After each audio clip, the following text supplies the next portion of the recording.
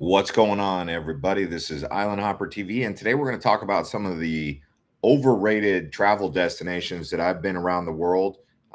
People are always asking me, can you compare Indonesia versus Thailand? Can you compare Philippines versus Thailand? Can you compare Greece versus Croatia, Italy versus France? You know, a lot of these comparisons come up, and people are always kind of curious.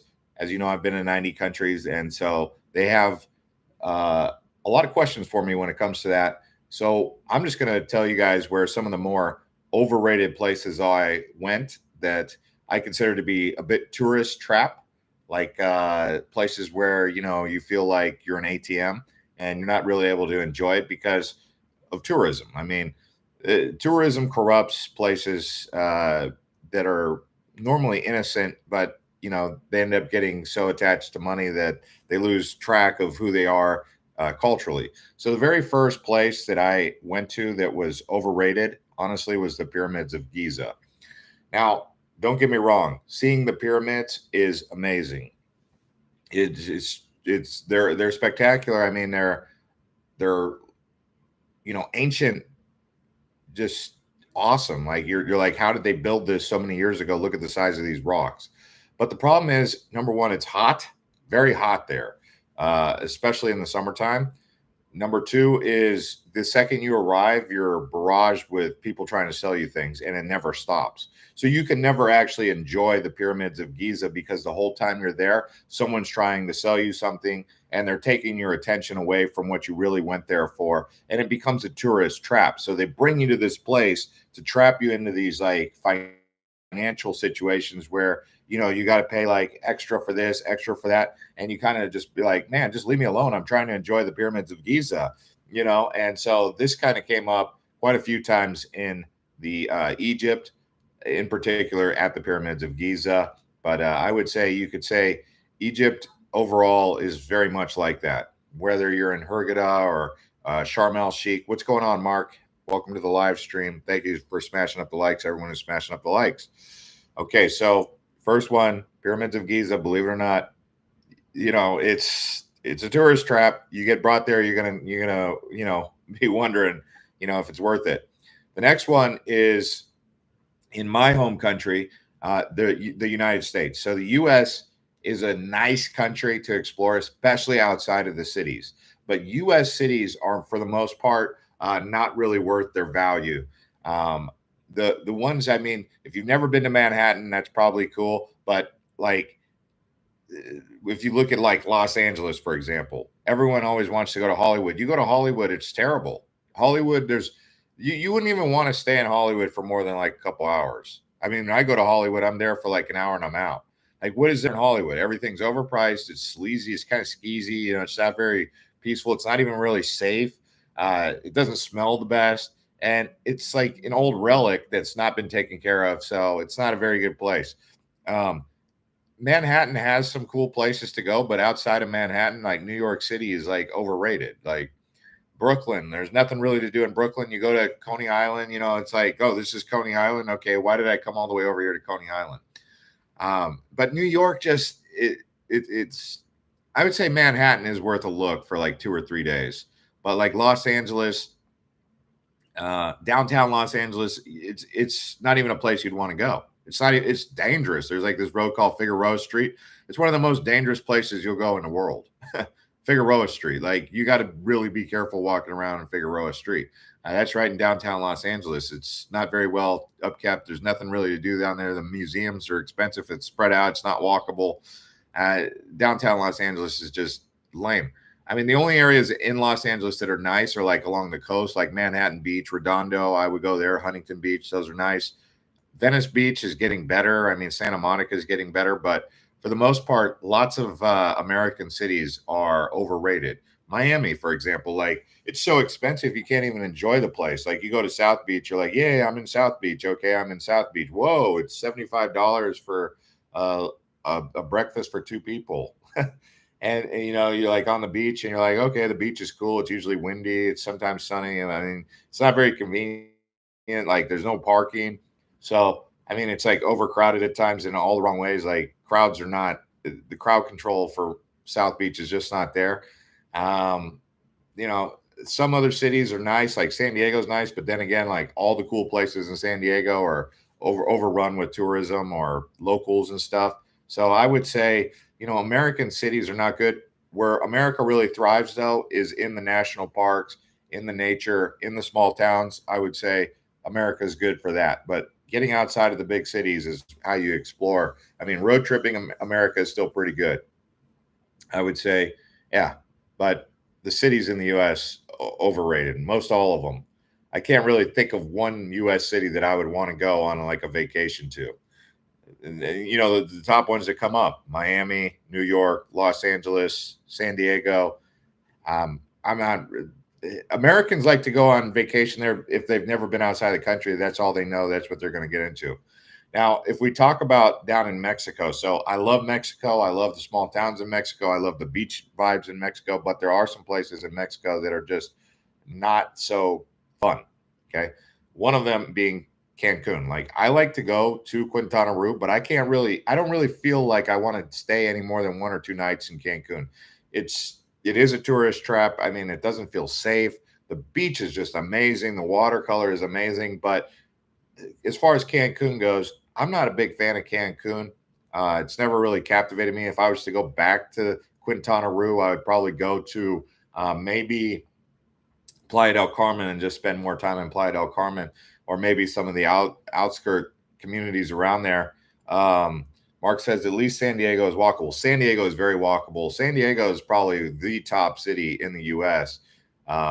We actually have a San Diego things to do video coming up, but San Diego is probably the best tourist destination in the U.S. for big cities.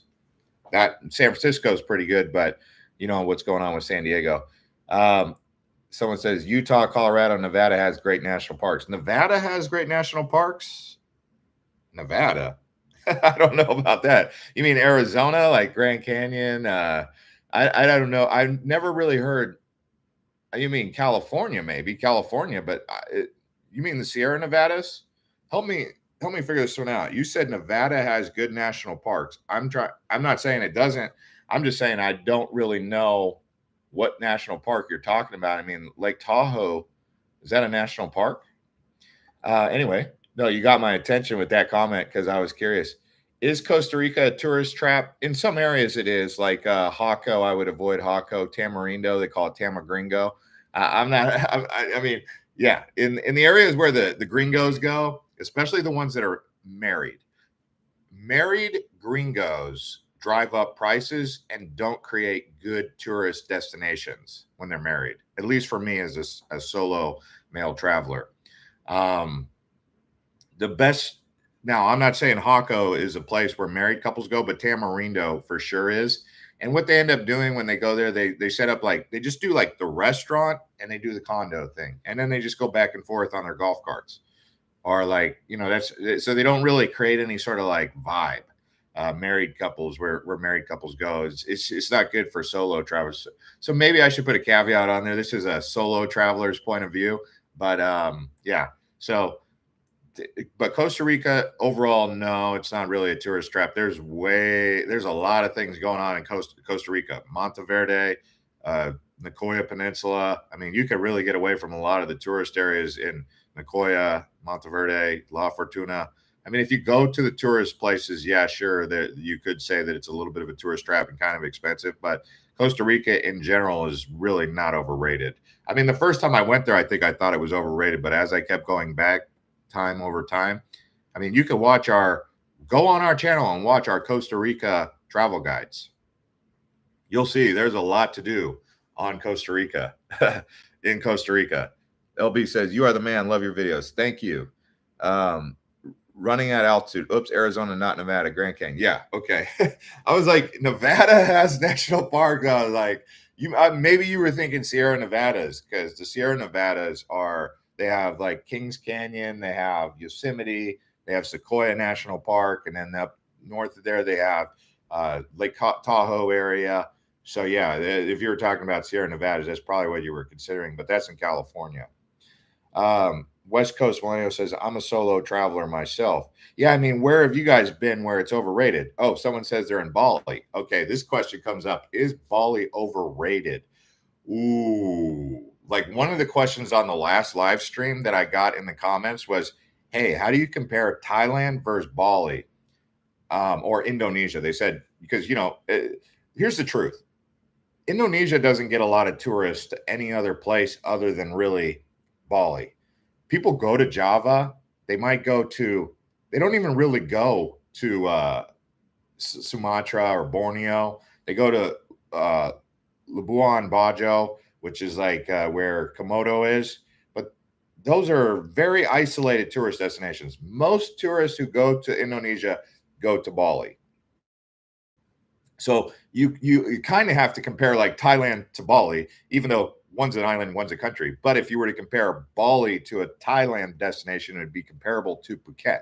I have done a Phuket versus Bali review. You could kind of say Koh Samui's catching up to Bali, but it's not there at all. It's still not there. So Bali has like 5 million locals there that live there permanently, and then it expands even more with tourists. So, Bali probably before the tourism surge was a paradise, really, truly. I mean, you could look at all those beaches where Canggu are, Seminyak, all the way down. I mean, I've seen old videos of Kuta, old tourist photos of Uluwatu. And what's happened is right now, like when you go there to Bali, you want to see the architecture, the ancient civilization, right? The old Hindu civilization, and there's like these temples, right? And it's like amazing culture. But what's happened is like the cities have like started to grow around the temples. So these places that were like in the middle of the jungle or in the forest are now being taken over. Like look at Ubud. Okay, so that was the big advantage that Bali had over Phuket in particular. Phuket doesn't have any ancient civilization like temples or anything. They have new temples, like they have the White Buddha up on the hill, which is being refurbished. You can't even go to it. They have some like temples, but like they're nothing compared to the north. In terms of like Buddhist temples, in my opinion, I would say in North Thailand, you're going to get like some really beautiful Buddhist temples that you don't get in Phuket. Aside from that White Buddha up on the hill, that was quite impressive, but there was flooding that happened. So they've had to shut it down to repair the mountain. So that was the one advantage that Bali had over Phuket. But nowadays, Bali's become like just so much traffic everywhere. I mean, you go from Canggu to Seminyak, it takes, I mean, you'd be better off just walking along the beach.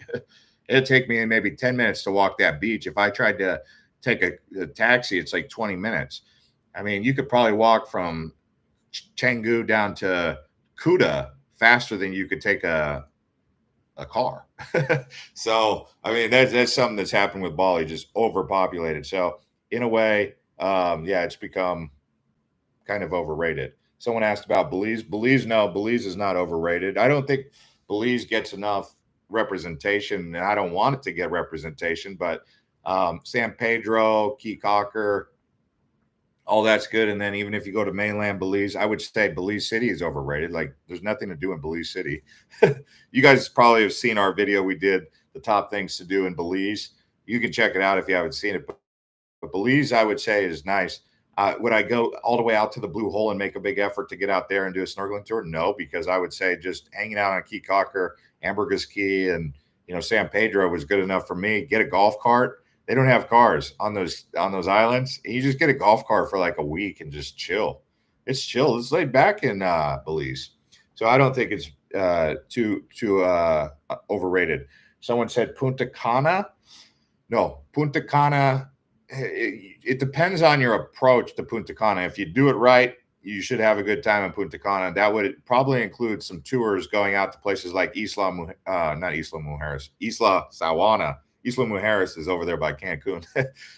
But Isla Sawana is a good day trip if you do some like off-roading and then you do some staying at some all-inclusives, maybe in Cap Cana. You should probably enjoy Punta Cana. But some of the other places that I would say, I know I'm trying to read the comments while I'm also trying to give you guys the list of my overrated places. Another place that I found to be overrated and probably not a place I'd be in a hurry to go back to, Venice. aside from just like going to Venice and being like, "Hey, I'm in Venice. This is cool. Like, this is like canals and everything." And there are some canals and there are some gondolas that are fun. Uh, I went to Venice and actually I stayed there for like one day and I was like, "That's enough." I didn't want to extend. The price was too high. Too many people couldn't really enjoy the place. I felt like it was like maybe like a romantic place for couples, but I went solo, so no, I would not recommend. Venice for solo travelers for any more than like 24 hours. It's a tourist trap. I mean, it's expensive. Like, yeah, you went there, you see it, you do it, you're done. That's kind of the way I felt about that. Now, another place that I recently went to that I feel is overrated, and I know this might rub people the wrong way, but Maldives, man, oh my gosh, I would not go back to Maldives solo. I would have to try it again as a in a couple like with a girl or like a wife or a girlfriend or maybe my family. Maybe I would like it, but I mean I could think of so many other islands I would rather go to. I mean, for one, it rains way more than you think. Like I went during the supposed dry season, and I talked to some of the locals, and they're like, "Yeah, this is dry season," but they're like, "The truth is." Any time of the year is good to be in Maldives because it can rain any time of the year and it can also be sunny any time of the year. And, so on top of the fact that it rained a lot while I was there, it was incredibly expensive. Like just for a basic hotel is like 450 to $500 a night on one of those islands. I mean, yeah, you could get cheaper if you stayed on Malé, but what are you going to do? You're going to go to Malé and going to go to Maldives to spend it in Malé, which is the most crowded island in the world. um, they say Mafushi is better. I didn't go to Mafushi, but no, I'm not in a big hurry to go back to Maldives. I'll tell you that right now. It's expensive. I've I've kind of heard the same thing about Tahiti. So for solo travelers, Maldives is it might be cool to see, but with the rain and the price, no. I mean, the water is nice. I did see some like, you know, good color water and swimming was all right. The water wasn't as warm as I would have liked. But yeah, and if I was to say some places in the Caribbean that are overrated, in my opinion, I would say, oh man, I don't want to say it because I know this is going to upset some people, but Puerto Rico is kind of overpriced. It's tourist. What becomes a tourist trap is when money starts flying out of your pocket and you don't see the value. I'm not saying that Puerto Rico is not naturally beautiful or a nice place to go, but it's like Oahu. It's like Honolulu. Like, you go to Honolulu, you're like, this is like a concrete jungle. Like they've turned this place into concrete. I mean, that's the same thing you get in San Juan. Don't get me wrong. Old San Juan is worth checking out. Like if you've never been to Old San Juan, it's one of the best historically kept old towns in the country in the United States because it's a territory of the United States. But Old San Juan's cool. Thank you to everyone who smashed up the likes. We got 17 likes. Um, West Coast says, I'm with you on that, bro. Puerto Rico is overrated. Yeah, I mean, it's a beautiful island, but it's just so expensive. They're going to have to bring down the prices, but corporations have taken over Puerto Rico because they know Americans like to go where they like to go. They like to go to Hawaii, they like to go to Puerto Rico, and they like to stay in their comfort zone. They don't like to go to Mexico because there's a lot of Americans who just won't go to Mexico. There's a lot of Americans who just won't go to DR. So they will go to Puerto Rico because they're like, oh, this is America. You don't need a passport to go to Puerto Rico, right? Yeah, I mean, San Juan is cool. He says, I watched your San Juan videos last year and it helped me plan my trip. Yeah, San Juan, man, it's a cool spot. It's just, like I said, I mean, it's expensive and it's not really walkable outside of the old town. Like, what are you going to do? Hang out in the old town? The old town needs some more activity going on. It's kind of like trying to find its identity. They're trying to figure out what they're going to do with Old Town San Juan. They'd probably be better off going towards more of a historical experience than a modern experience for sure. Like if they tried to modernize Old San Juan, that's just going to make it less cool. They've done that in the area around there. But someone said, "What? I really like that Punta Cana. It's such a vibe. Can't wait to go back. Although Bravaro Beach is a little dirty. Macau Beach is so nice. Yeah, Bavaro Beach, it's chill. I mean, they got some. It's a nice place to go. I would say on a in an evening time. Not really a swimmable place. Cap Cana is artificial. I mean, if I was to swim in Dominican Republic, I would go out to Isla Salwana on that tour. That was like nature swimming pool for sure. Now, another place that I find to be overrated just in general is Germany. I'm not going to sit here and say it's terribly expensive, but I mean, really, I didn't really catch a vibe like with the beer and the brats that they always try to sell, like, oh, go for beer fest, I'll go for that. Um, there are some benefits to traveling Germany, like it's very convenient to do by train. It's not very scenic. I didn't find it to be like on the train. I wasn't like, wow, Germany is so scenic. I didn't find the people to be like overly like amazingly friendly or anything. Like there was nothing about Germany that was like, hey, these are like some really cool people, friendly people. They weren't like overly rude or anything, but there just wasn't any sort of like continuity between me and them. And I felt like I went there and I wasn't like connecting with anybody. I mean, yeah, sure, you'd connect with like the hotel staff and maybe like the waiter and the server, but outside of that, like, do you meet people who are Germans in Germany like that want to talk? No, not really. And I've met more Germans outside of Germany who I talk to, and it seems like they're usually university students or someone who just got out of university and they're like graduated for engineering, right? Like that's like the most common that they always say. Like he'll be like, "Yeah, I graduated in you know engineering from some German university." That's what I always remember about Germans. Even Germans in like New Zealand, like they refused to talk to me when they found out that I was American because of they don't like our president or something like that. Just like petty things like that, just like very woke or I've never like seen someone from another country and been like, oh, I refuse to talk to you because of the politics. Like who does that? Germans do that. They will do that. I've met some pretty cool Germans. I'm not sure if there's any Germans who are watching this, but it's generally like they're the types that like if you're listening to music, they'll be like sitting there groaning at the beach that people are listening to loud music and like trying to get everyone else to turn it down so it can accommodate them. That's usually like this old German guy who's like cranky, and everyone's like, "Oh, for screw."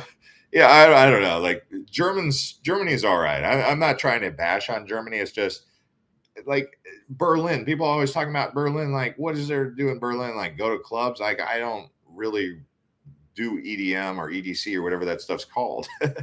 So Germany, overrated. Someone said, "What about Montreal?" No, I don't think Montreal is overrated. I'd say if you go to Montreal, spend 72 hours. Same with Toronto. I would spend more time in Montreal than I would in Toronto. Quebec City is also really cool to check out. It's like a historical place. It's like the most European. Montreal and Quebec are like the most European cities in North America. And then I would give Boston like a nod on that being like the most European in the US. Someone said, London. Is London overrated? Yeah, in a way. Like everyone's always like, I love London. London's great. And I go to London and I spend like 2 or 3 days there and I'm like, okay, I'm good on London. I'm good on London. Like I've seen Buckingham, I've seen Kensington, I saw, the River Thames, whatever they call it, Thames. You can never spell it right, or you can never pronounce it right according to the locals. Like you get so many mixed reviews of how to pronounce the River Toms. I don't know, but yeah, it is very expensive. The quality of the hotels is not there. It's like another one of those places that's having like this cultural identity crisis where they're trying to figure out if they want to go modern or preserve the old.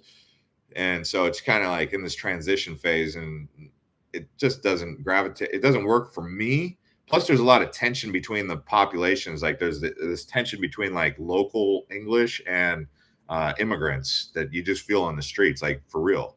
I don't know if any of you guys have ever noticed that, but there's like a tension between the immigrants and the locals that you feel on the streets in London, and that just makes me uncomfortable.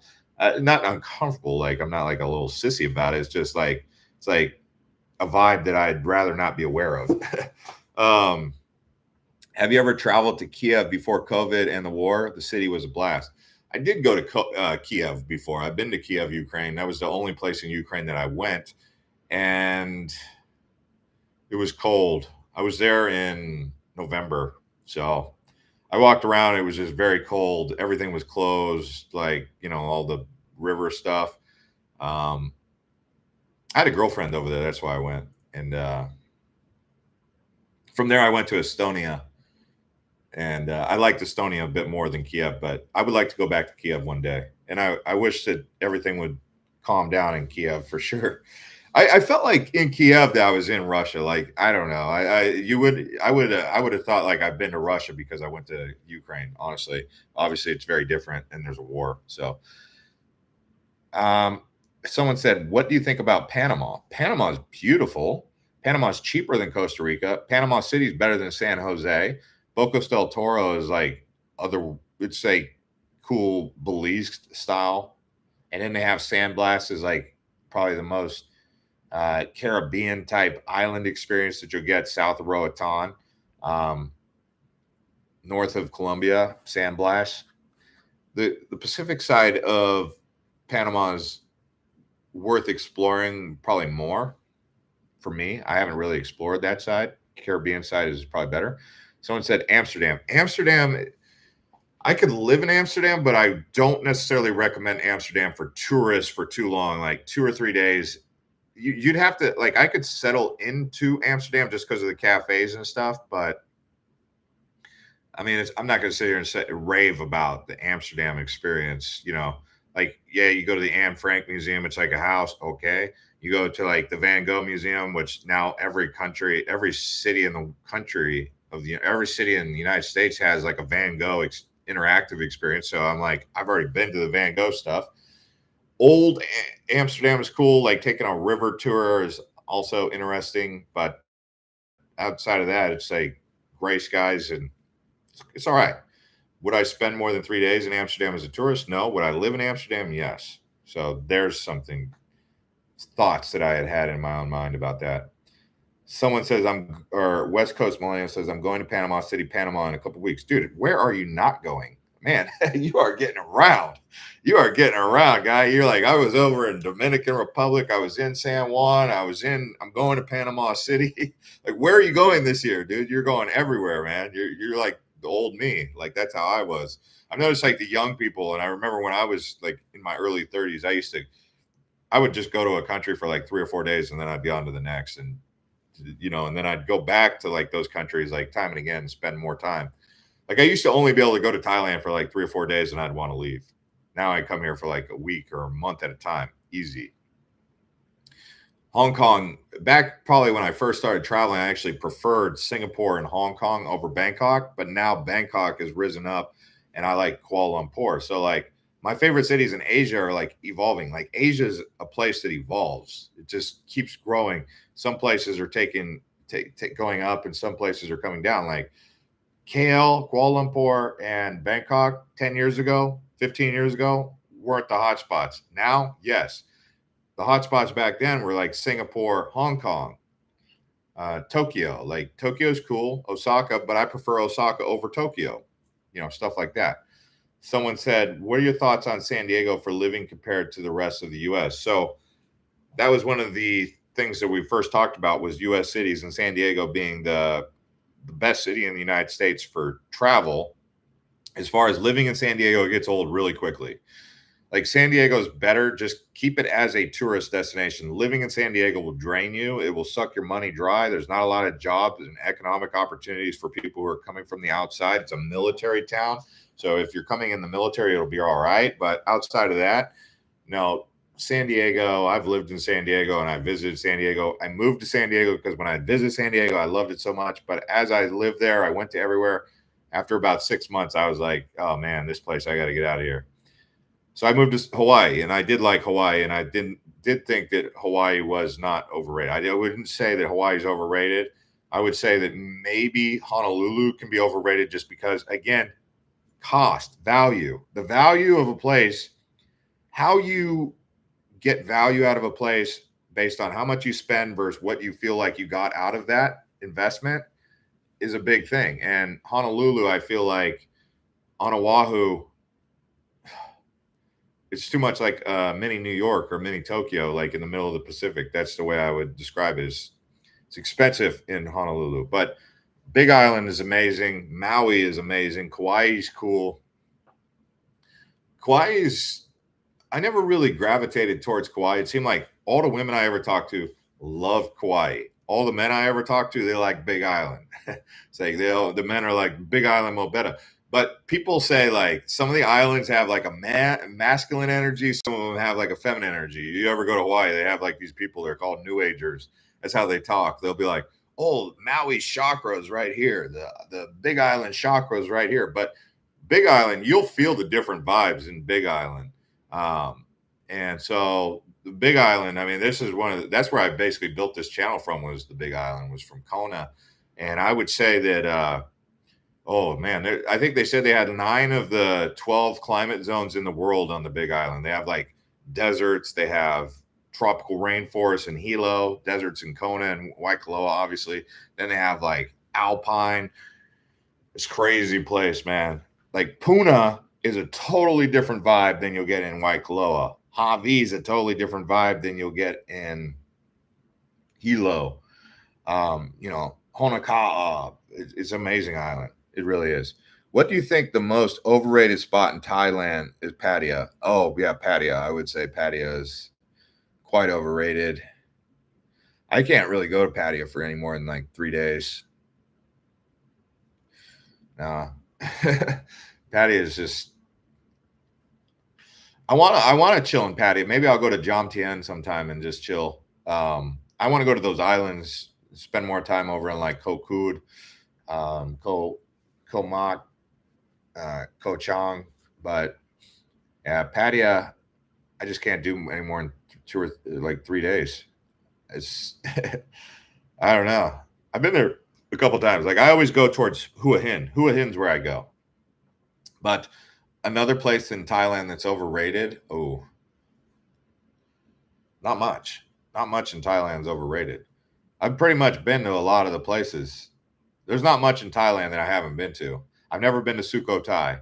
I've been all over Isan. I went to Udon Thani, Nong Khai. I went to Khon Kaen. Went to Korat, which is where Ubon, not Ubon Ratchathani, but Nakhon Ratchasima. Been to Chiang Mai, Shanghai. Went to Kanchanaburi here recently. Went all the way down the peninsula from Chumphon to Hua Hin to Raynong, not Rayong, but Raynong. Went to all those islands over in like Khao Sok, that area, down to like Khao Lak, Phuket, Krabi. I'm just trying to think like where did I would say Khao Sok. Khao Sok is kind of overrated. Like everyone's like, oh, this is the most beautiful place in Thailand. I'm like, no, it's not. It's a man-made lake. It's a national park. Khao Sok is not really that amazing. Is Phuket overrated? I heard most expensive than Pattaya by a lot. So I know where to go in Phuket. Like I have a route that I kind of roll with. Like I'll do like a few days in Phuket. If I want to really party, I'll go to like, like 1 or 2 nights in Bangalore Road, and just like there you can meet people easy. Like everyone's there to like meet people, and they got decent food. Not quite as good as Bangkok, but I'll stay at that Hilton Doubletree right there on the beach road, chill at the beach a little bit, walk around in the daytime, maybe get some tailor clothing. And then I'll head over down south to like Karan Beach. I stay at the Holiday Inn at Karan Beach. It's not really walking distance much, but it's a good hotel. It's not usually busy, except for during peak season. Don't go there. It's becoming too busy. But if you could go to the Holiday Inn on off season, it's a really nice hotel. They got big pools and you can enjoy it. And then I'll go down to like Kata Beach. Kata is just overrun now, honestly. Yeah. But then I go to Rawai. I like Rawai. Rawai is cool. Man, I'm dying to go to Russia or Ukraine. Women are so. Oh, okay. That's what Vierho says. He's ready to go to Russia. U.S. can't go to Russia right now, I don't think. Yeah, Russia and Ukraine are the same. The war is ridiculous. You need to go during the summer months. Beautiful women. Can't wait to go back, says Bandit. Someone says, you should do a Thailand tier list stream. I also think the best tourist I think it's the best tourist location. Yeah, I mean, as far as like best tourist locations, think of the 27 people who are smashing up the likes. We'll keep this live stream going just because you guys are showing so much love here. I don't know what time it is where you're at. What time is it? Someone says, have I been to Malaysia? Of course I've been to Malaysia. Some of our top videos on this channel are Malaysia. Like if you like our most recent video we did in the last year, our top video was Kuala Lumpur. I also recently did a things to know about visiting Malaysia. Malaysia is a country that give it about 2 or 3 days in Malaysia and it'll grow on you and you'll start to like it more. It usually takes me like maybe 3 or 4 days. And then I start to really like Malaysia. I start to get in the vibe because when you come from Thailand to Malaysia, it's totally different mindset, totally different vibe. It really is. I mean, and so you're transitioning like mindset. And yeah, I like Malaysia. It's got its own unique vibe. But again, it's a very affordable place. It's modern, so you get good value. I mean, you could stay at like the St. Regis for like $120 a night. You stay at the Hilton with lounge access for $120 a night. You go to the US, you're staying in like a Motel 6 for $120 in like Destin or Panama City, Florida, or like Miami is like $300 to $400 for the Hilton, and it's like old and got cockroaches in it. You stay at the Hilton in Kuala Lumpur for like $120 a night, and you're like, oh my gosh, this is like the Shangri-La. It's like, so yeah, I mean, I don't care what is going on outside there. If I'm staying in like a palace hotel like that with like wood grain all around and like, you know, chandeliers and lounge access, and like all I need is a short taxi ride that cost me $5 to the Bukit Bintang downtown area, I'm happy. Like I'll stay there for like 3 or 4 days and I'll like work and catch up on work from like a palace hotel, save money. So I mean that's Malaysia for you. I mean I went Penang. I'm not a big fan of Penang, but if I could go there, I'd stay at the Marriott. I'd say stay at the Marriott or like the Courtyard Marriott. $100 a night. Georgetown's cool. That's like the area people go out, but after a while it gets kind of boring. Food in Penang is good, and then Johor Bahru. I mean, I thought it would be better. That one was overrated. JB is overrated because I thought it'd be next to Singapore. That'd be like, oh man, this is where I want to go, but not so much. Where's the safest place you've been in Mexico? Like you've just felt like a safe vibe? I mean, Mexico City seemed pretty safe compared to most places in Mexico. I always felt like Mexico. I want to say Puerto Escondido and Oaxaca. I want to say like Zihuatanejo, but I don't want to give you a false sense of security in any of those places. I felt like Cabo's. No. The thing with Mexico is like in the tourist area, it's safe. But right outside the tourist area, you never know what could happen.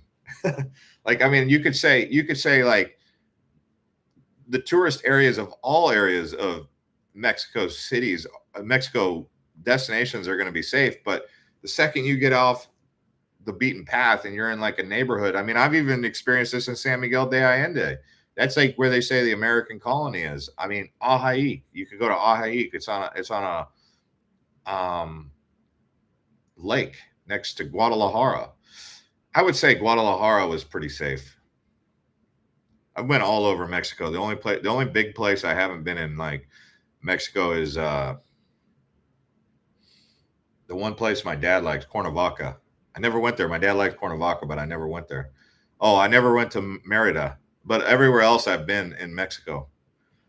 Oh, I never went to Monterrey also, but it's pretty much Chiapas. I never went to Chiapas, but I went to like, I don't know how many states, Oaxaca, you know, Guerrero, Sonora, Baja Sur, Baja Norte. Tijuana is kind of dangerous. Someone says, so correct about visiting San Diego as opposed to living there. Yes. California, it's better to just keep it as a tourist destination and live somewhere else where it's more affordable. Now, if the cost of living in San Diego was lower, I'd probably have a whole different opinion. A lot of it is monetarily based. I mean, New York, like so expensive, you know, like if it was cheaper, would I want to stay there? Of course. So I tend to gravitate towards places that have more affordability. It's not that I'm broke or anything. It's just that I guess maybe I'm older, so like my idea of what $100 should get you is different than what $100 really will get you. Like, you ever been around like someone, like an old person, and they're like, they really value a dollar, but that dollar is not like a lot of money nowadays, you know? Like, they'll be like, never throw away a penny. Like, the US government is like the treasury's phasing out pennies. Like, I think pennies are going away finally. Finally. I mean, and I have coins all around here in like Thailand, and they're always falling out of my pockets. You just heard one right there. Like, coins are, I never even transact in coins. I transact in paper cash, or I prefer credit cards just because those things fall out of my pocket, believe it or not. Is Cabo all hype? No, I mean, Cabo is not all hype. Best time to go to Cabo is during the whale season, when they have whales. The Baja is incredible for humpback whales and gray whales. There's Bahia, Los Angeles. Go up there. You could go to La Paz. You could go to Todos Santos. Get a tour van. Just ask them to show you around like the southern part of Baja. I wouldn't do it on your own though. I would do it in a tour van, like with a legit guide. And then maybe if you feel comfortable after that, then you could get a car. But I would say the first time you go down there, do it like a personalized tour. But there's some beautiful beaches in south of Baja. No, it's not overrated at all. It's not at all. West Coast says, I'm packing my bags for Colombia as I'm tuning in. Oh man, Colombia? I've only been to Colombia one time. I went to Cartagena, Medellin, and Bogota. Medellin is beautiful. I mean, they call it the city of the eternal spring, but it's a little bit dangerous. Medellin, Bogota too, and Cartagena is also dangerous. Hot. Cartagena is a lot hotter than Bogota and Medellin. So, and there's no beaches in Cartagena. Like, the beach is like weird. It's like you can't even swim there. So I'm not a big fan of it. Yeah, they have some islands nearby Cartagena if you want to go there. But Colombia, if you go to San Andreas, that's cool. Blake says, the people talking about Russian women should just go to Phuket. I wouldn't suggest it for that, because I don't know. I know what you're saying. Have you been to Sao Paulo? No, I've never been to Sao Paulo. I've only been to Rio and Belo Horizonte and what's that? Porto Alegre. But Sao Paulo is the largest city in the Americas. Isn't that crazy? I've never been to Sao Paulo, the largest city in the Americas.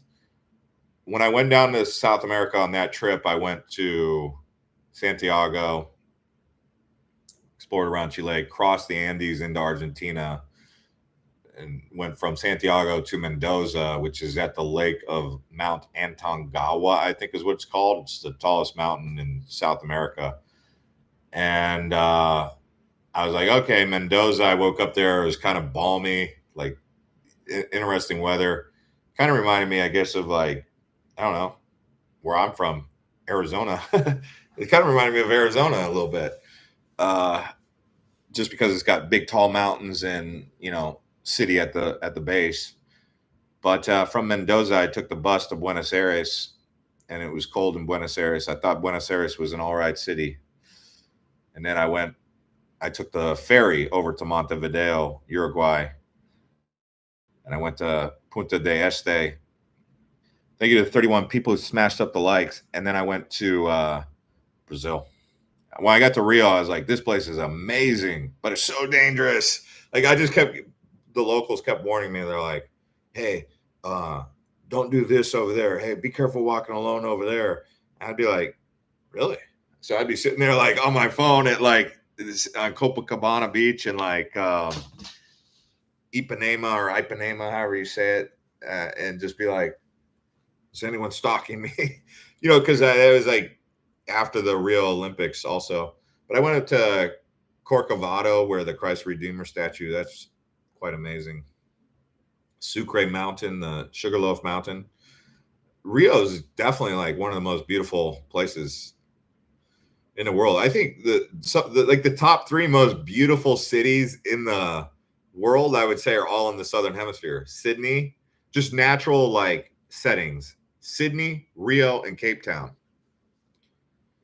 I mean, where else are you going to find cities that are like that? I mean, in the northern hemisphere, some cities like that stand out. San Francisco, just geographically, just amazing, right? Just I'm not saying that the city itself is nice. That's like saying like Rio. Rio, the city itself is kind of dangerous, but the landscape around Rio is phenomenal. Phenomenal. Is a paradise, seriously. But it's just so dangerous. Same thing with San Francisco. It's like a paradise place. I mean, I've been in the Bay. I've been in the Bay Area, right there under the Golden Gate Bridge, and seen humpback whales just breaching under the Golden Gate Bridge. It's like, are you kidding me? Like humpback whales come in underneath the Golden Gate Bridge and just like jump out of the water, and there's like dozens of them. It's like a breeding ground for like humpbacks. It's just amazing out there. But I mean, San Francisco is super expensive and it's got a lot of problems on the streets in some of those areas. Someone says, "How is the steak in Argentina?" Overrated. I ate because I've eaten Argentina steakhouses and stuff. The steak I had there was chewy. I was like, "Where's this? Is this coming from the U.S.?" I was like, "Is this like imported beef jerky from the U.S. that's being served as steak?" Because everyone was like, "Oh, you got to try some steak when you go down there." I'm like, "Yeah, I'm gonna try some steak." I had like 3 steaks, different places. Not one was good. I've had better Argentina steak outside of Argentina than I had inside Argentina. uh, the Ronison says Rio is stunning, but the girls in Medellin are stunning as well. Oh yeah, I mean, if you guys are looking for ladies, yeah, I could see why you would go to some of those places. I mean, it depends on what you're traveling for. If you're looking for like dates, if you're looking for um, natural scenery, hikes, outdoor experience, culture. Everyone travels for different reasons. Some people travel for all of those reasons, all the reasons above. They're like, give me good food, give me nice dating life, give me good culture, give me friendly people, give me affordability, and so it just depends on what you're looking for. West Coast Millennial says, I travel for nature, history, cultural, and ladies. I would say that, it's not just the men that travel for ladies. There's a lot of women that I know that travel for men. You'd be surprised. Like I talk to single ladies from America or like the UK, and they're always like talking about the men. So, like this whole thing, like, oh, it's only men who are passport bros or like tourists that do that. Oh, don't let them try to make you feel bad about that, because a lot of women travel for men, for where they think the men are going to be able to treat them the way they want to be treated. Because men travel to places to find ladies to be treated the way they want to be treated. Women also do that. So I just want to make that completely clear, because I think there was this like stigma out there where like men are the only types of passport bros. Well, now people are saying there's passport H, like, and it's not, I'm just saying like nicknames that come about, stigmas, but I think everyone, if they're single, why should you not be able to enjoy, go where you can find compatibility? And I don't see a point in like judging people who are doing that. I mean, as long as people aren't like going out of their way, hurting people or doing bad things, and I don't see why people can't, enjoy, uh, the dating life. I think no one travels solo to stay solo the whole time and like not meet people. Like, I'm sure you want to go on a date, whether it be with a fellow backpacker or a fellow tourist or a local. um and I see a lot of that in the comments here. People are like, someone said, I want to see Sydney, so beautiful. Sydney is beautiful. The Sydney Harbor, going through there, been there a couple times. You walk around the Sydney Opera House and you're like, all right, this is cool. You can't really go inside. I mean, I guess you could if you wanted to do a tour. I mean, you go inside just barely, but then you take the tour. It takes you over to Manly Beach or like Bondi Beach. You can go. Someone said, The backpacker hangouts in Hanoi are a good platform to meet fellow travelers. Yeah, Vietnam's a good place if you want to meet other backpackers. Like a lot of solo travelers go to Vietnam. They go to places like Chiang Mai and Thailand. There's like the southeast route, Southeast Asia route. I think it's called like the Hippie Trail or something like that, or like a fraction of the Hippie Trail. The old Hippie Trail used to go all the way in towards like Nepal and go through like Burma and India, but now Burma's pretty much cut off, so people don't go the hippie trail to Nepal anymore like they used to. But the hippie trail was because they were, what they were doing along the way, the green stuff, and but now Laos, uh, Vietnam, I think they go to Cambodia.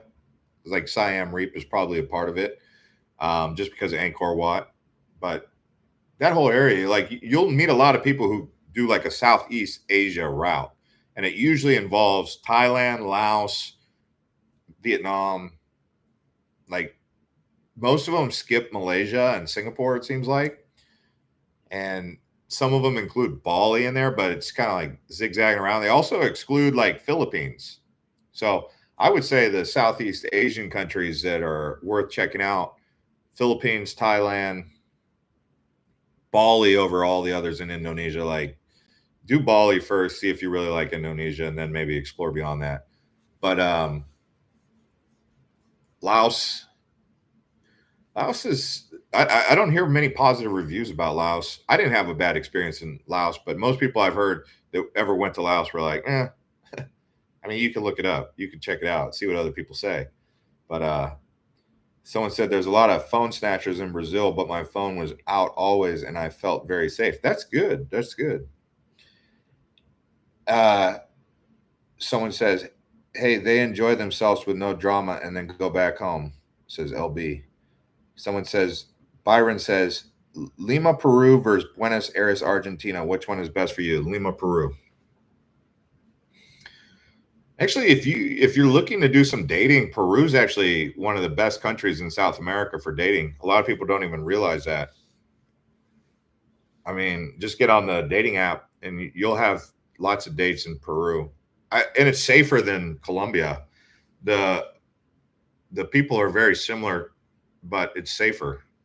There are some dangerous areas in Lima, but whereas in Medellin, you got to be watch out for like some things that could be put in your drink and stuff. You won't really have to worry about that as much in Lima, so that's nice, right? So Peru for dating, Lima. For culture, everywhere else. I mean, like Cusco, I wouldn't say you're gonna find many dates. So bring your Peruvian girlfriend with you to Cusco. But if you go to Cusco and you expect to find dates, not so much. Lima is the best place to meet other singles. I don't think I met very many Americans in Lima at all. Like I would say it wasn't a backpacker community. It was very much a local vibe and friendly locals. Peru is friendly. From my experience, the Ron says, I'm enjoying the live stream. Thank you for sharing your knowledge. Yeah. Yeah. And ask questions if you guys have any questions. As far as any other further overrated places, just in case you wanted to recap, Pyramids of Giza, just Cairo and like Egypt in general, a little bit overrated. Uh, Germany, overrated, like Berlin. I don't know. I'm just giving you a recap. Maldives, overrated because it's expensive and like rains a lot. Venice, just overcrowded and expensive. And, it's a gondola ride. It's a gondola. Like, it's cool for 24 hours. Miami, most American cities like Miami, New York, very expensive and kind of lacking in culture and vibe and not convenient and just through the roof expensive. And then France, we talked about like Paris. Paris is cool, like if you've never seen it for 3 days, but outside of that, I'm not in a big hurry to go back to France. South of France, maybe, but the interior of France, like Geneva. I've seen Geneva a couple times. It's a nice little layover to catch a train, but that's about it. South of France is probably the one that would be worth it, but even then, so expensive. Nice, I would take Nice. Monaco, I like Monaco. That's a nice place. Someone said, I found Philippines comparatively expensive and lacking development compared to its peers. Accommodation is expensive. Don't like the food. Okay. Wow. That's a good, accurate comment, Blake, because actually everything you said is par for the course. So he said, is like Manila, you would think Manila or Bangkok, which one's more expensive? Manila. Which one's a better city to explore? Bangkok. So why is Manila more expensive than Bangkok? It's not safe. Like in Manila, there's like guards outside of every hotel with like rifles, literally guns. You don't see that in Bangkok. Okay. Um, Transportation, getting around Manila, it's impossible. Like the driving just to go like 10 kilometers is ridiculous. And the cars are not in very good shape. Like the car quality, the quality of taxis in Manila is atrocious. Like the seats are like tearing apart. I mean, I guess you could get like a more expensive van if you want it from the hotel or something. Yeah. The hotels, yeah, it's expensive. Outside of Manila, Philippines is nice, but like transport between islands, like I was on a ferry, it was hot, it was 2 o'clock in the afternoon, it was very crowded. We were all crammed like sardines on this slow moving ferry going from Dumaguete to Siquijor. And I was like, there's got to be another way to get to Siquijor than this. This could not be the only way to get to Siquijor. Turns out, yeah, you can go from Bohol to Siquijor, but I mean, it was like Siquijor is cool, but I mean, they lack infrastructure in the Philippines. Cape Town, I haven't been to Cape Town. That's there's like a few big cities in the world I haven't been to. Cape Town being one of them. Is it good for backpackers to date in Lima, Peru? I don't see why not. I mean, exercise general caution, as with anywhere. I mean, I would say Lima is, in my opinion, safer than Medellin or Cartagena. Peru, in my opinion, is safer than Colombia. At least that's been my experience. So take that information and do with it what you will, right? Um, how are the ladies in Ecuador? Oh wow, this is turning into a passport bros chat. The ladies in Ecuador, Lima's or Peru is better. I mean, as far as for me, I mean, I went on more. I had more connections on the apps and went on more dates. Had more like, let's put it like this: women that I still speak to this day, Peru. I don't think I talked to any of the ladies that I matched with or became friends with in the couple weeks that I spent in Ecuador. So I think Ecuador might be good for the ladies. If you're a lady watching this, you should go to Ecuador. You can research why. Supposedly, the ones that are packing the biggest, stuff on earth, Ecuador was the number one country with the largest, whats. I was like, what? Ecuador? I don't know anything about that, but I'm just saying, like, it was a statistic I saw, like the Daily Mail, they post all their ridiculous stuff and it ends up on my Facebook feed. And, people are curious about that. But if you're a lady, you should check out Ecuador, apparently. Where's the best place to meet a girlfriend? If you want it, like, you're talking like a wife, like a woman that turns into your, like, wife. Well, Philippines is a place where a lot of guys that I know just show up there and they have a girlfriend within a week. And they might be guys that never had a girlfriend ever. So I've seen that with Philippines. Thailand as well. Like I've seen some guys that were not getting any girlfriends in US and they come to Thailand and they got a girlfriend. Laos, I think you can find a girlfriend in Laos. In Latin America, Dominican Republic, Peru, Costa Rica. This is based on like my travel experience, personal, but also what I've seen with other people. Yeah. I would say that Chile, not so much. Argentina was iffy, at least for me. From what I saw, I didn't see anything that stood out as amazing. Actually, Dubai is a place where there's a lot of singles. Like you could get on a dating app and match with a lot of singles in Dubai. It's a place where a lot of singles live. Not a lot of married couples in Dubai or Qatar, but lots of singles in that area of the Middle East. Turkey, no good dating in Turkey. Uh, outside of Dubai, the UAE and Qatar, I didn't really see anything that was like good for dating except for those two places. And a lot of people don't realize that Dubai is a good place for singles. It is. Um, as far as like Asia goes, some of the best places to go, I think for dating, Taiwan is all right. Taiwan's pretty good. Um, Hong Kong, it's decent. Japan, not so much. Korea, not so much. If you're a foreigner in Japan and Korea, you're not going to get it. You have to put in some time. You have to put in some time, spend some time there, understand how to speak the language and stuff. It's not like one of those places where you just show up and like within a week you can get a girlfriend like that. Someone says, I've been to 30 countries and got the most matches in Kuala Lumpur, but the best place to be single is Bali, no question. Oh, Bali. Why is that? Because you get like locals and then you get backpackers and then you get like what? Like why would you say Bali? Someone said for white guys anywhere is good, especially Japan. Ah, I mean, I don't know what you consider me, but I wouldn't sit here and say that Japan's the best place for matching on Bumble, at least. Dating apps, I use dating apps. I would say that like the ladies that I talk to, like walking around like, I don't know, like Shibuya or Shinjuku were friendly, but I didn't speak Japanese, and a lot of people speak Japanese. But they were very friendly, very sweet. But I didn't feel like I was like going to go on a date or have a girlfriend in Japan. At any given time, I didn't feel like that was the vibe. But I think we'll see. Doris, what's going on? Here supporting you, my friend. Yeah, I mean, for the ladies, where's the best places for you guys, for you ladies to meet men?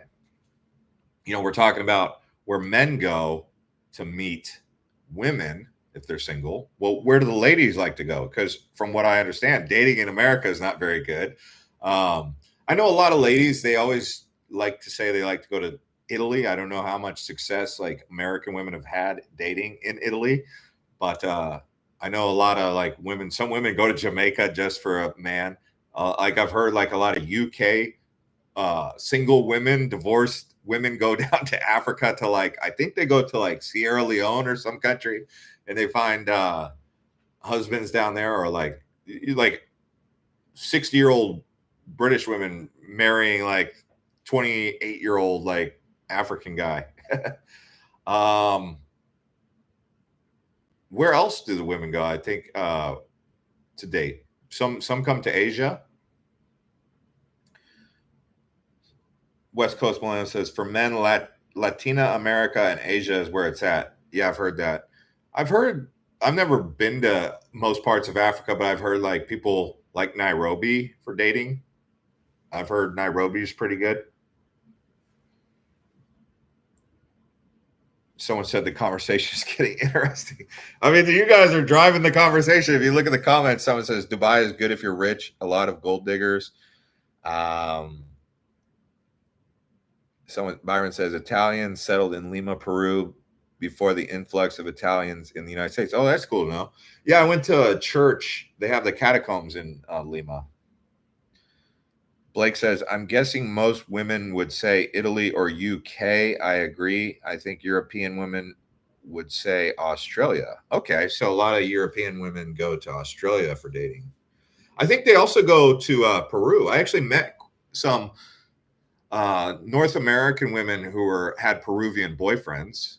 I met a girl when I was in St. Bart's, going from St. Martin to St. Bart's, and she was just telling me that she worked on one of those like luxury like yachts, and she was like, yeah, she just got back from Peru where she was dating her boyfriend.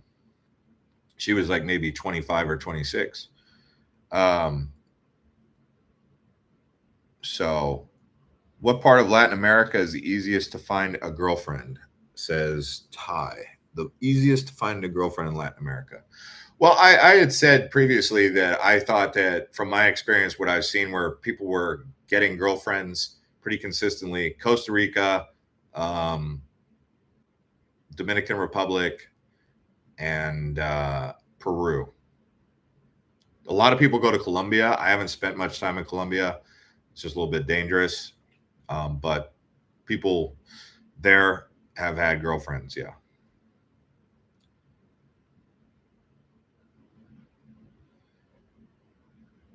Someone said, not trying to stir the pot, but you feel any tension that you thought was race related in South Africa? I never went to South Africa. One of the reasons I don't go to South Africa is because the news keeps saying it's dangerous, but I've heard a lot of good things about South Africa, as well as some like sketchy things. Like I guess there's like some towns in South Africa that you should avoid. Um, Someone said Dominican chicks are my type for sure. I need to go back. Okay, yeah. I mean, if you like it there, 1200 says I love Thailand for meeting European girls. Thai women aren't really okay. European is top tier. Okay, so yeah, I mean, if you're looking to date backpackers in Thailand, go to the south or go to the north. So like Chiang Mai area, Pai, lots of single backpackers. And then if you go down towards like south of Krabi, like Krabi South, not Phuket, but Krabi South, there's lots of backpackers. I noticed there was a lot of like European women backpacking there, like solo or with friends. So like the girl to guy ratio is higher and leaning towards ladies. More men settle in Bangkok, more women settle in like Chiang Rai, and then the south of Thailand, like in those islands. They call it the Maldives of Thailand.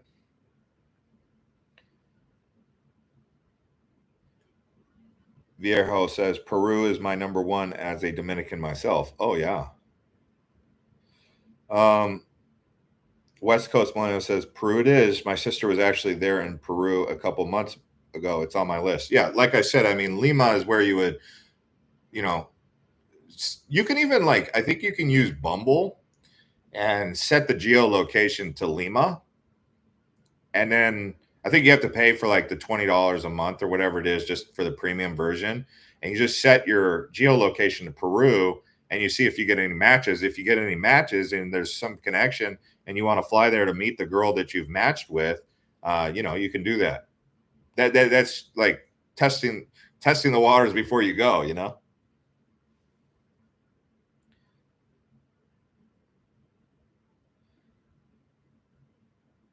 Someone says, so what island is good for backpackers? I was going to do Phuket, but Krabi sounds interesting. So Krabi is not an island.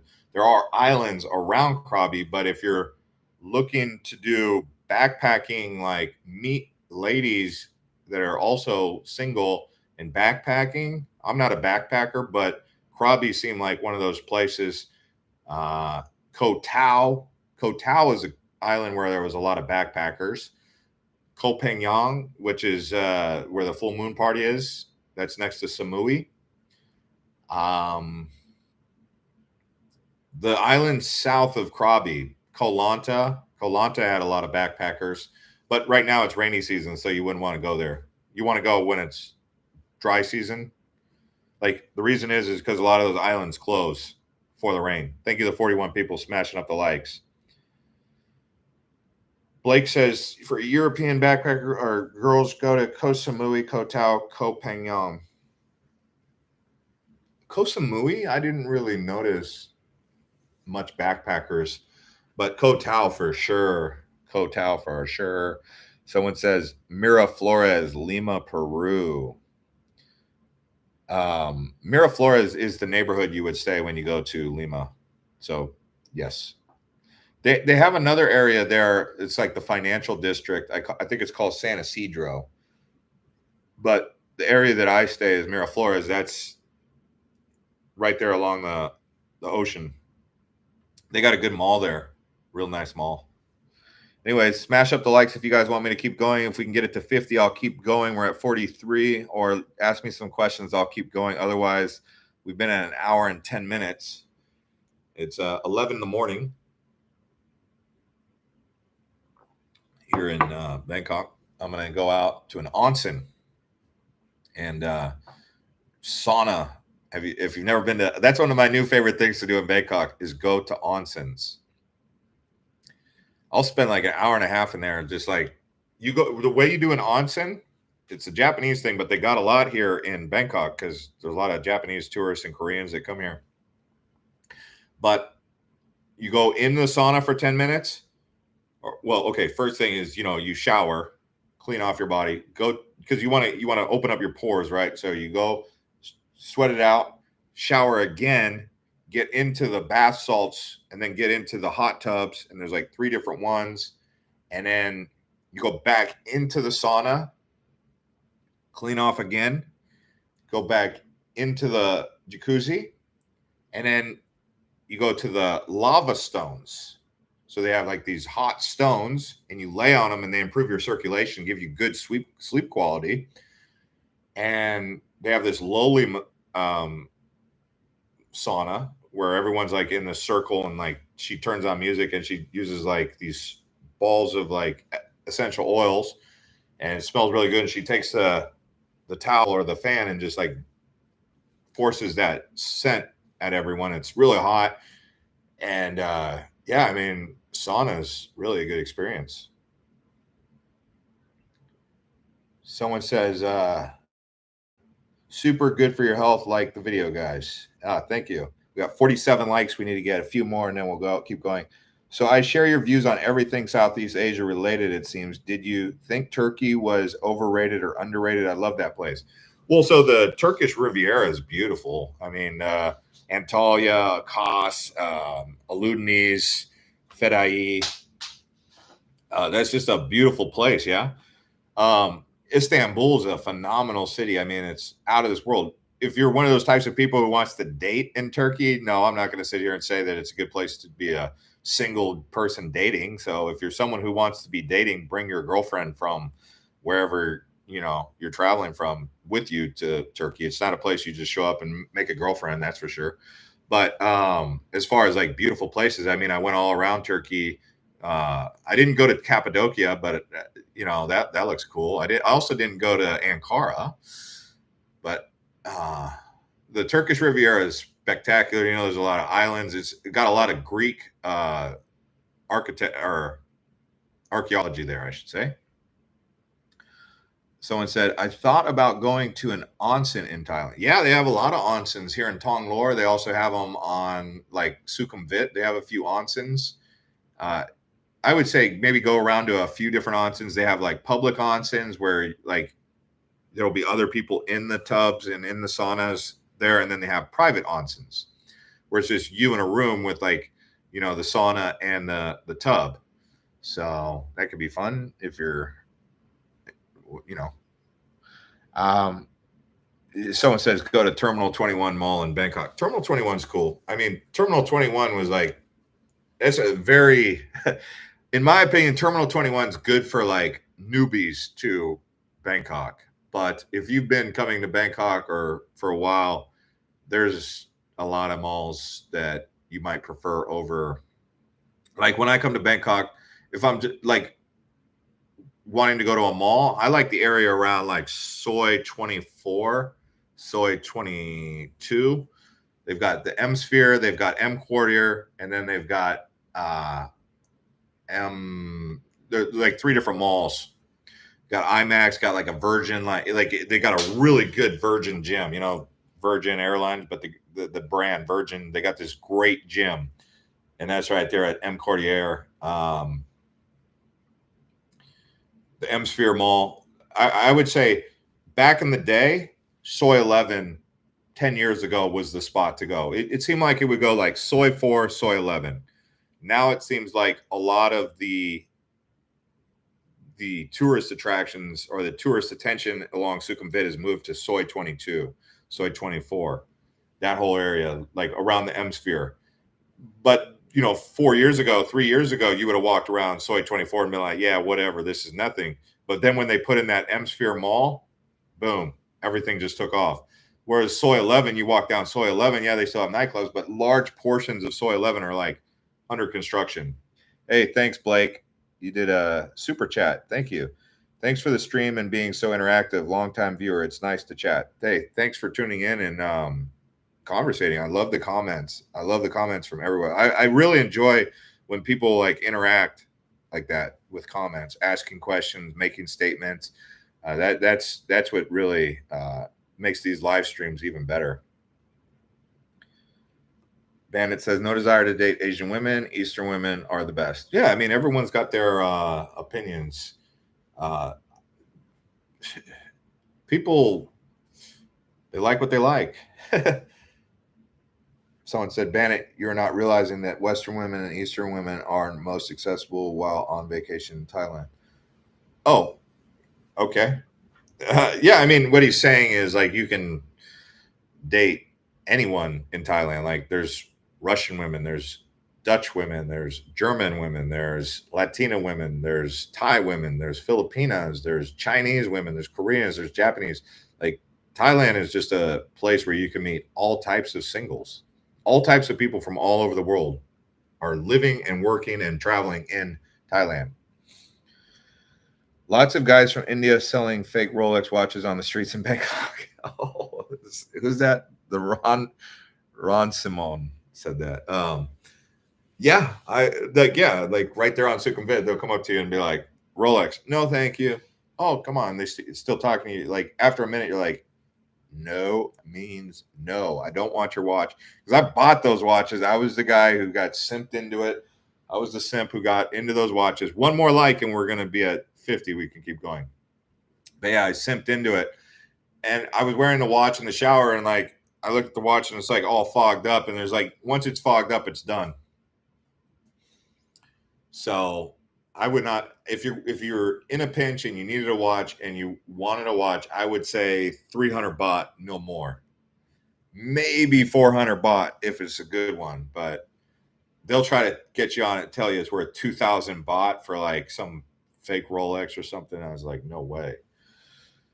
Someone said, I'm not a fan of malls. What else is there to do in Bangkok? Well, okay, so like my favorite mall in Bangkok is MBK. I would call it a mall, but it's not really a mall, but you can pretty much get anything you want there. Like they have gentlemen's spas. A gentleman's spa is a place where you can get like a really good haircut, like hair treatment where like if your scalp is dry, you got maybe like dandruff or dry scalp or you just want like hydration in your scalp. Like they'll give you like a man's thing, and then they like cut your nails and like make you, freshen you up, basically get you all dapper, right? And it's not going to cost you a lot of money. It's like, they call it a gentleman's spa, and these are really popular with people because you get a nice shave, get a line up right here. They do it. They put a hot towel on your face. So like MBK's got a few of those places, but gentlemen's spas are popular. We talked about the onsens. Lots of bars and restaurants. Like for me, I always eat Japanese barbecue or Korean barbecue at least like once a day. It seems like it's kind of expensive, but man, I just love, like I'll go into a Japanese barbecue, Korean barbecue, get those spare ribs, barbecue them right there, drink a beer. I'll have like one or two acai or Kos beers. And then like after I eat that like steak dinner, I feel so like fresh after those two beers. So like in the daytime, I go to the gym. So in the morning, my morning routine, breakfast, coffee, gym, onsen, or no, a little bit of work. I come and do a little bit of work, a couple hours of work, and then I go to the onsen. Sometimes I'll do the gym after the work as well, just to wake up. Like in this case, it's Sunday. I'll go to the gym and then I'll go to the onsen, and it's all in the hotel here. Actually, this hotel has a gym and an onsen. That's why it's so easy. So it's already included. And then after that, I'll go for a walk. I'll probably stop and get like a 3 o'clock, 4 o'clock, like lunch dinner. And I'll get the barbecue, Korean barbecue ribs or Japanese Wagyu, grill it myself, have a couple beers. By that time, I feel real good. I'll go for a walk, maybe I'll stop and get a foot massage or something, or I'll like go up to one of the rooftops. Like last night, I went up to this rooftop called Tajuka, a really nice rooftop, great views. I mean, I could probably show you a video of it. Um, uh, but I mean, they got some crazy rooftops. Like that's a thing to do in Bangkok in the evening time at sunset is go to the rooftops, and they're just crazy cool. Let me see if I can. It's like the rooftop I was at last night. There's the Intercontinental Hotel high above Bangkok, and I mean, you're not going to find that in your city. I don't know what city you're from, but like if you went to that observatory at like the top of the rock in New York, you're going to pay like $30 to $50 to go to the top of the rock, and they're not going to serve drinks up there. But in Bangkok, you go up there, it's free. All you have to do is buy one drink. I bought a Moscow Mule, really good. I ended up ordering two. It was like 300 baht, which is like $12. So I mean, you have to buy a drink. You could also buy like maybe like a beer or something, save a little bit of money. But um, cruising around the Chao Phraya River, going to the temples, like there's some really cool temples in Bangkok. Cruising around on a tuk tuk, they'll take you to like a like let one of the tuk tuk guys take you on a little adventure. I don't know about that, but you could. That's my first time in Bangkok. I went on a tuk-tuk adventure. They always say, "Oh yeah, let's go to the tailor." And you go to the tailor, and they'll try and upsell you. They'll give you like some Johnny Walker Black with soda water. Like they'll open up the bottle for you right there, and they'll try and sell you on some like suits and custom tailored clothes. And I always get like 3 shirts. I'm like, I don't do suits. I'm not going to wear a suit in Bangkok. Come on now. But I mean, there's a lot to do in Bangkok. Uh, yeah, it's not just malls. I mean, maybe tomorrow I'll go and get like I was thinking about going to the dentist and get like I'll get a teeth cleaning here in Bangkok for like $30. Like every 6 months, clean my teeth like real good. They like really do a good job of cleaning the teeth. Like I got a teeth whitening here for like $60. If you want the more expensive one, like the real like get your teeth like super white, you go to like pay like 10,000 baht. It's like almost $300, but it's good. I mean, your teeth are going to be like whiter than you've ever seen them. And then they got a weekend market. So, um, someone said, "What's your favorite rooftop hangout spot?" The Intercontinental you just showed. That's not so. The Intercontinental is a hotel, but that hotel across the way was Tajuka. That was my first time at Tajuka. Right next to that one is another rooftop bar at the Marriott. That one is called. Oh man, it's the most famous one. I didn't even know. I was even calling it by name yesterday, and I've already forgotten. Um, Let me see. What is the name of that? Octave. Octave's cool. That's at the Marriott. They've got like a restaurant, really cool restaurant with views, and then on the very top of the Marriott, the very tippy top, is the Octave. That's cool. I like the Hyatt Regency's got a nice rooftop bar. I've also been to the Sofitel. I would say the Hyatt Regency is a better one, but they're side by side. Um, then over there by Central World, they've got some nice rooftops. I've actually been to a couple rooftops on Soy 24, like Vanilla Sky is what it's called. That's a nice chill one, easy to get to. Like you just go to the elevator and you're up there at Vanilla Sky and beautiful views. Let me see if I can show you some views from Vanilla Sky. I mean, this is what I do in the evening time is go around to the rooftop bars and have a beer or two. And then I go back down. Then I'm like, it's not hot anymore. So I just start walking around and like looking for food. And maybe I'll let a tuk-tuk driver take me on an adventure somewhere. There's Vanilla Sky. Oh. Oh. Look at the Vanilla Sky. So I mean that lots of rooftop bars. Where are you going to retire? Hua Hin? Oh, Hua Hin. I liked Hua Hin at first. My favorite like low key spot in Thailand. Going to be honest with you, it changes. That's why I backpack, man. I don't like find one place and just like live there. I'll live there for like 2 weeks, 3 weeks. In this case, I've been in Bangkok for like 3 weeks now. I kind of want to leave, kind of don't. So like I'll spend like 3 weeks in a place, maybe a month in a place, and then I'll go to the next place. So that's my vibe right now. I want to get back into like travel a lot. I've only been to like 5 countries this year. Last year I was way above that. I was already at like 20 by the time this time came around. But I got a little travel fatigue. So I only been to like Malaysia, Maldives, Sri Lanka, Thailand, Laos uh, this year. Oh, I plan to go to Vietnam. So I've kind of been chilling this year. Singapore, between Singapore, Malaysia, and Thailand this year has been like my little route that I've been going back and forth on. If I spend more than 100 days in Thailand, I become a tax resident. So I'm trying to avoid that. I don't want to have to pay two different countries for taxes.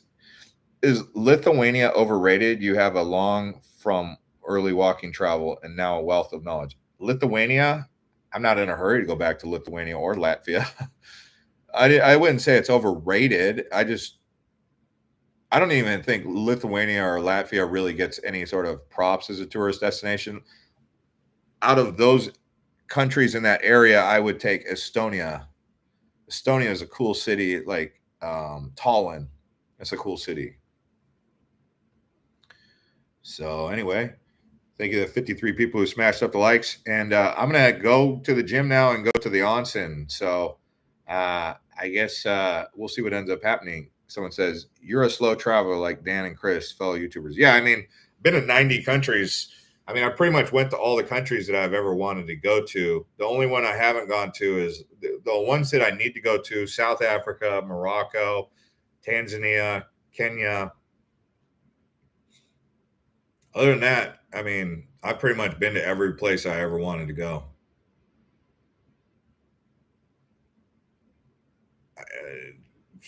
Yeah, I don't want to go to Antarctica. um, some places I want to go back to.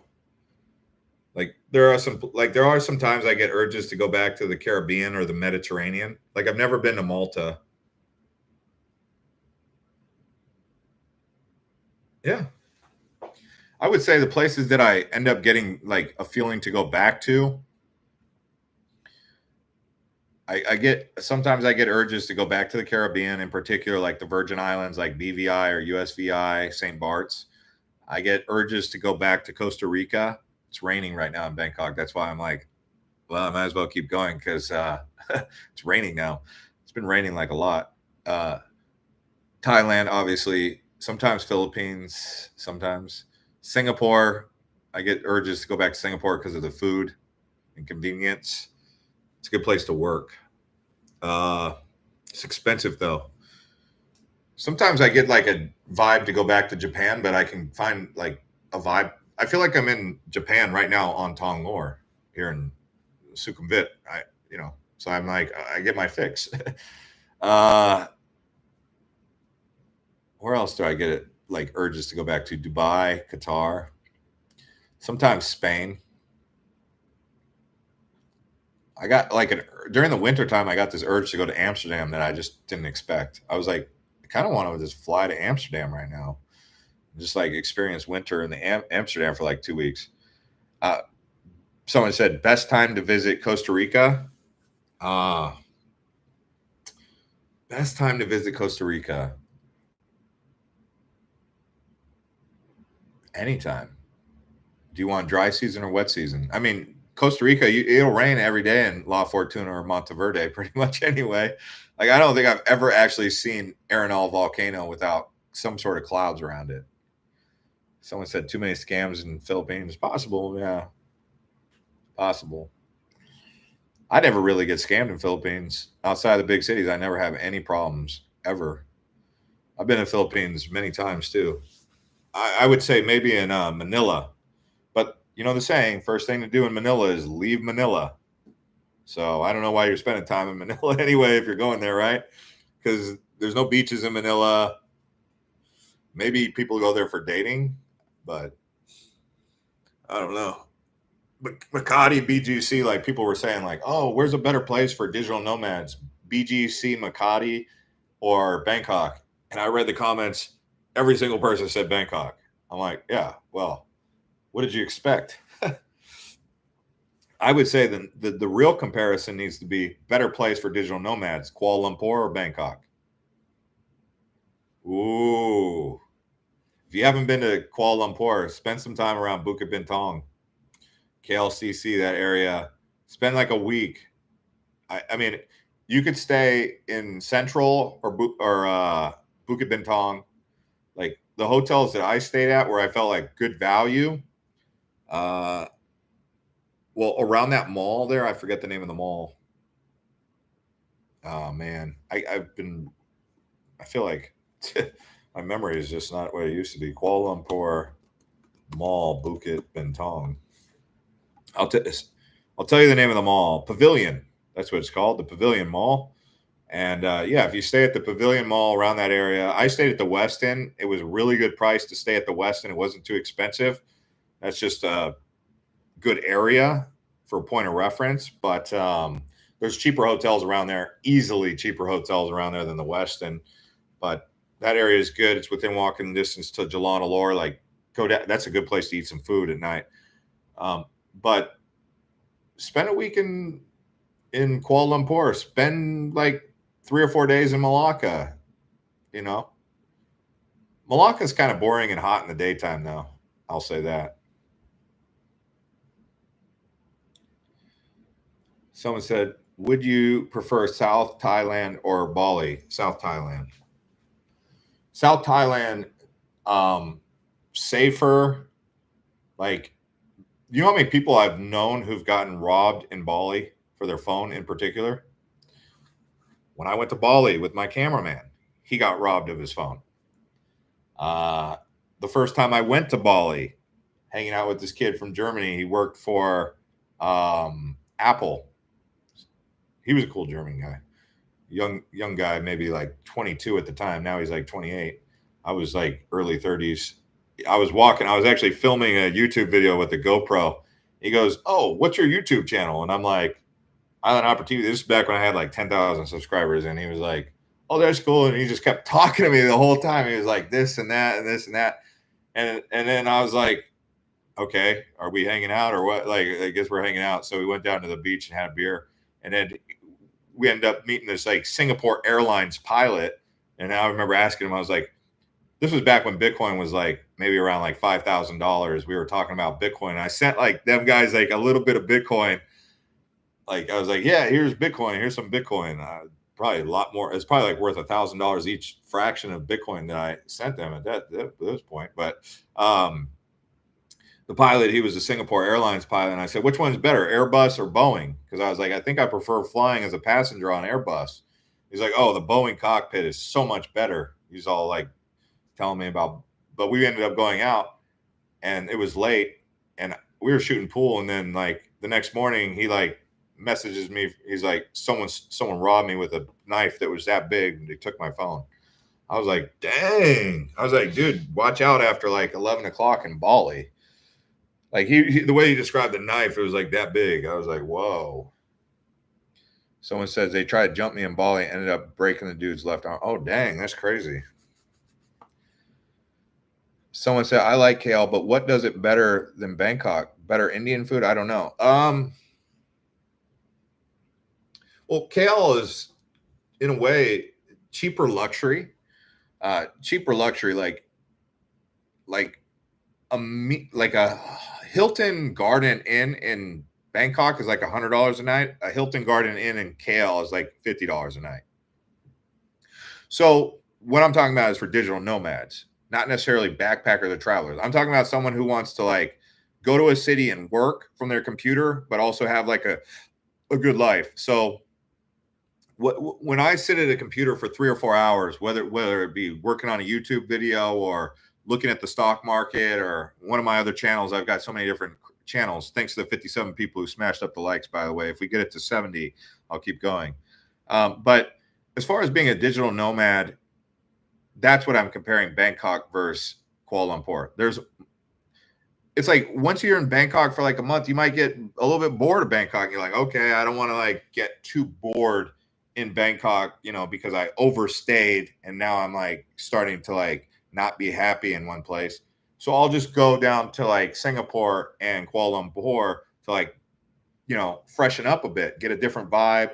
So in Kuala Lumpur, yeah, they got good food. Yeah, they got good Indian food, but Jalana Lore is food street. You'll see like they got all types of cuisine on Jalana Lore. Nasi goreng. Have you ever had nasi goreng? Have you ever had mee goreng? Very similar to Indonesian food. That's pretty good. I like local Malaysian food, but then I also like the China. They have a lot of Chinese food because Malaysia's got a lot of Chinese immigrants that came down there, like Ipohs, like a lot of like little Chinatown, like real Chinatowns, not like, but they're not even called Chinatown. They're like where Chinese people go today, like just like everything's written in Chinese. But like Chinatown in Kuala Lumpur, nah, I wouldn't say that's where even the Chinese hang out. That's just like a tourist place, Petaling Street. It's not even most of the people down in Chinatown and Kuala Lumpur aren't even Chinese, but like there are a lot of Chinese in Malaysia. And that means there's a lot of good restaurants with good food like dim sum and like, so it's not just Indian food. Um, yeah. Someone said in downtown Medellin, you see this police confiscating knives from people 3 times a day. Yeah. Wow, man. Medellin, beautiful city. I mean, the city of the eternal spring, like walking around Poblado. It's a beautiful place, but man, in Colombia, outside of Medellin, I went out to Guatape, that big rock, Pinal Rock. It's like this huge rock. You hike up to the top of it. They got another rock like that in Sri Lanka called Sirigaya. But these big rocks, I mean, huge rocks. You hike up to the top and you get these great views. But Guatape is a beautiful place. I mean, the countryside out there around that lake around Guatape outside of Medellin is just beautiful, unbelievable countryside. But yeah, Medellin, it's a little bit dangerous. Byron says some Sri Lanka women has Dutch blood. They have dark brown hair instead of black hair, Indian hair. Beautiful skin color. Okay. Well, I mean, yeah, the Dutch, there was a lot of Dutch in Indonesia as well. Like people always say like, oh, I was dating a Dutch Indonesian. I wouldn't even know like the difference most of the time. I mean, I guess you could bump into someone who's got Dutch blood. You could bump into someone who's got Chinese blood, unless you're like really, well versed on it. You probably wouldn't even know. I mean, like I only know that there's Chinese Indonesians because like I know some Chinese. I dated a Chinese Indonesian, so. But I don't think I've ever dated a Dutch Indonesian. I'm Dutch. I'm part Dutch, but I don't think I've ever dated a Dutch anything. um, my grandma's from Utrecht. Someone said, is Australia cheaper than the US overall? What does it feel like out there money wise on an American budget? Australia is expensive. Australia is expensive. Hotels and accommodation, airfare, like traveling from one city to another, is expensive. Australia is just generally expensive. It's like the US in a lot of ways. I mean, Australians hate hearing that, but it's like corporatized society. It's very corporatized. Like old Australia is being phased out and replaced with a new corporate version, just like the same thing that happened in the US. The difference between Australia and the US is they have a lot more beaches that are not as crowded. Like Perth, Western Australia has a lot of beach, a lot of white sand beach, nice beaches, not a lot of people, not overly crowded. Kind of reminds me of San Diego a bit, but going out in the water there, they got some giant, giant sharks. I mean, just do a little quick review of like shark attacks in Western Australia. Even in Sydney, they've got them. So as much as I want to swim in that water, I'm like, oh man, no.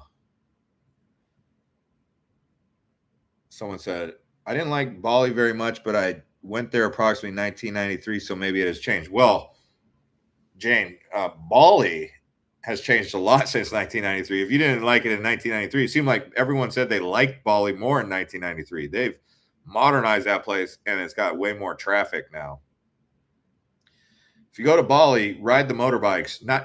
Don't get your own motorbike. Get on the back of or ride on them. Let them drive you around. The locals, they're called Gojek. I don't recommend tourists get their own mopeds most of the time. Most of the time, not a good idea to get a moped. Your own. I mean, you just let a local person take you around on mopeds. That's what I do nowadays. First time I got to Phuket, I got a moped and went around the island all by myself.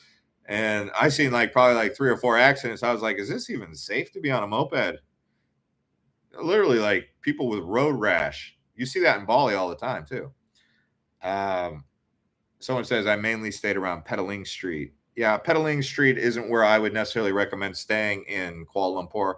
I always aim for Central because Central is where the station is. So they have a Loft Hotel. That's a good hotel right there. It's also near the brickyards or brick fields, whatever it's called, Little India. But from Central, you can easily get to Bukit Bintang on the Sky Train or the monorail train. It'll take you to Bukit Bintang for in 10 to 15 minutes. And that's where Jalan Alor is. They have Chengkat. So, or you could stay down there in Bukit Bintang. Someone said the Chinese Indonesians are a little taller than the Indonesian people. Yeah, I think so. What's your favorite national park in the U.S.? Oh, Glacier. Glacier is really nice. Yosemite is nice. Even the Grand Tetons National Park is beautiful. Yosemite is spectacular. I wish it didn't have so many tourists. I also like Sequoia. It's really nice. Redwoods National Park. Grand Canyon, if you've never been to the North Grand Canyon, the North Rim of the Grand Canyon is spectacular. South Rim's cool too, but North Rim's better, in my opinion, just because of the lodge. Zion National Park is great. There's a few others. Olympia in Washington. I think there's those volcanoes up there in Cascadia. Nice. Also, Alaska has some beautiful places. I wasn't a big fan of Denali. I thought Denali was underwhelming. I mean, the mountain's spectacular, Mount McKinley or Denali, whatever you want to call it. But Alaska, I feel like the whole country's a national park, but the Kenai Peninsula is better. Like, go down from Anchorage to Homer. Like, we drove from Fairbanks down to Homer. I would say that I would just skip Fairbanks to Anchorage. Not much to see there except for Denali. But Denali wasn't really that spectacular. But Kenai Peninsula was cool, like Seward and all that. There's some cool places down there. Have I been to Vancouver? Many times. Yeah, I've been to Vancouver many, many times. And I went over to Victoria Island. Or is it called Victoria Island? I don't even know, but I took the ferry over there. I was expecting to see some orcas. Nope, no orcas. I still haven't seen any orcas in Puget Sound, or in Vancouver. All the time I've been over there. That's like one of their national logos. Someone said Bali has the best beach clubs in the world. Yeah, I mean, I think so. Bali has some amazing beach clubs. Phuket's creeping up on that, though. Phuket's trying to make a name for itself with that. But Fins, Atlas, yeah, man, those are some nice clubs. All right, guys, I'm going to go to the onsen and the gym. We'll see you on the next one. Thanks for hanging out. And if you guys want to see these live streams live and you feel like you want to get notified, you have to turn on the bell. If you've already got the bell turned on, you have to turn off the bell and then turn it back on. And that reactivates the algorithm for you. See you on the next one.